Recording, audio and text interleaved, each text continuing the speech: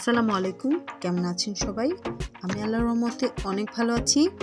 আজকে আমি তৈরি করে দেখাবো সয়াবিনের কাবাব। এই সয়াবিনের কাবাব তৈরি করতে যা যা লাগছে চলুন এক নজরে দেখে নিই।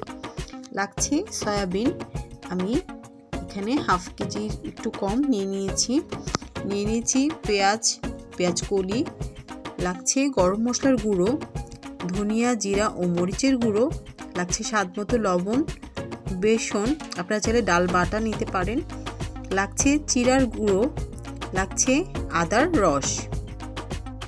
প্রথমে আমি একটু পাত্রে পানি বসিয়েছি। এখানে আমি সয়াবিনগুলোকে 3 থেকে 4 মিনিটের জন্য ফুটিয়ে নেব। পানিটা গরম হয়ে যাওয়ার পর আমি এখানে সয়াবিনগুলো দিয়ে দিচ্ছি এবং 3 থেকে 4 মিনিটের মতো এটাকে আমি বয়ল করে নিচ্ছি।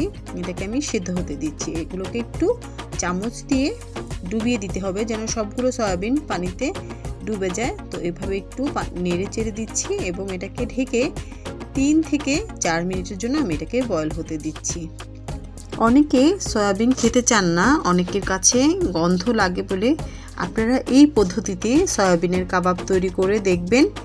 এটা খেতে খুবই টেস্টি এবং মাংসের স্বাদ মোটামুটি আপনারা ভুলে যাবেন এই খাবারটি করলে। তো আমি এটা সেদ্ধ করে নিয়েছি। সেদ্ধ করে নিয়ে পানিটা মোটামুটি শুকিয়ে গেছে। তারপর আমি এটাকে পানিটা ঝরিয়ে এগুলোকে খুব ভালো করে ধুয়ে একটু পানিটা ঝরিয়ে চিপে নিয়ে এভাবে বেটে নিয়েছি। আপনারা চাইলে ব্লেন্ড করতে পারেন, আমি পাটায় বেটে নিয়েছি। এখন দিচ্ছি গরম মশলার গুঁড়ো। গরম মশলার গুঁড়োটা আমি বাসায় করে নিয়েছি আদার রস, এটাও আমি বাসায় ব্লেন্ডারে তৈরি করে নিয়েছি। এখন নিচ্ছি মরিচের গুঁড়ো, ধনিয়া গুঁড়ো এবং জিরার গুঁড়ো। আপনারা চাইলে এখানে কাঁচামরিচও ইউজ করতে পারেন, যেহেতু আমার ছোট বাচ্চা আছে তো আমি এখানে ঝালটা একটু পরিমাণটা কমিয়ে দিচ্ছি স্বাদ মতো লবণ।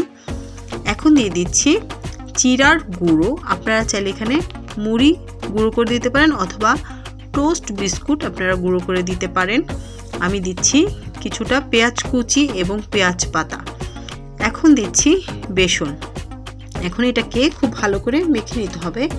মাখার পর যদি আমার কাছে মনে হয় বেসন আরেকটু লাগবে তখন আমি সেটা বাড়িয়ে নেব। তো এখন আমি এটাকে খুব ভালো করে মিক্স করে নিচ্ছি এবং কোনো দলা যেন না থাকে এবং সবগুলো মশলার সাথে যেন একসাথে মিশে যায়। এভাবে খুব সুন্দর করে এটাকে খুব ভালোভাবে ময়ান করে নিতে হবে, খুব ভালো করে মিক্স করে নিতে হবে।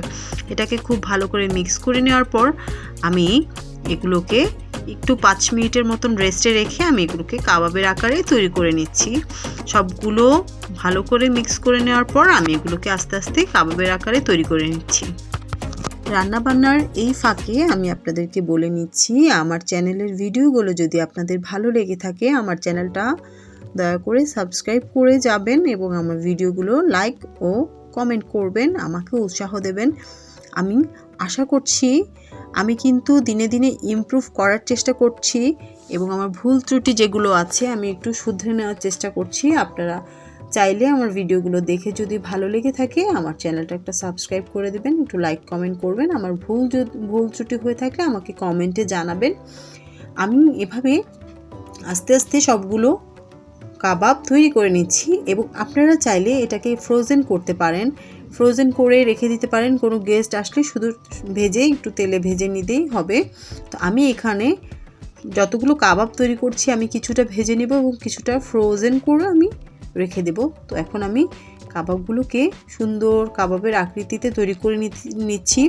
আপনারা চাইলে এটাকে কাটলেটের আকৃতিতেও তৈরি করে নিতে পারেন। তো আমি এখন সবগুলো কাবাব আমার তৈরি করা হয়ে গেছে। এখন আমি একটি পাত্রে তেল দিয়ে এগুলোকে মিডিয়াম আঁচে কড়া করে ভেজে নিচ্ছি। তো তেলটা গরম হতে হতে আমি এই কাবাবগুলো আস্তে আস্তে এই তেলের মধ্যে দিয়ে দিচ্ছি এবং একটু দূরত্ব রেখে ভাজতে হবে যেন একটার সাথে একটা লেগে না যায় এবং খুব সুন্দর করে মিডিয়াম আঁচে কাবাবগুলো সুন্দর করে ভেজে নিতে হবে। চলুন আমরা কাবাবগুলো ভেজে নিচ্ছি।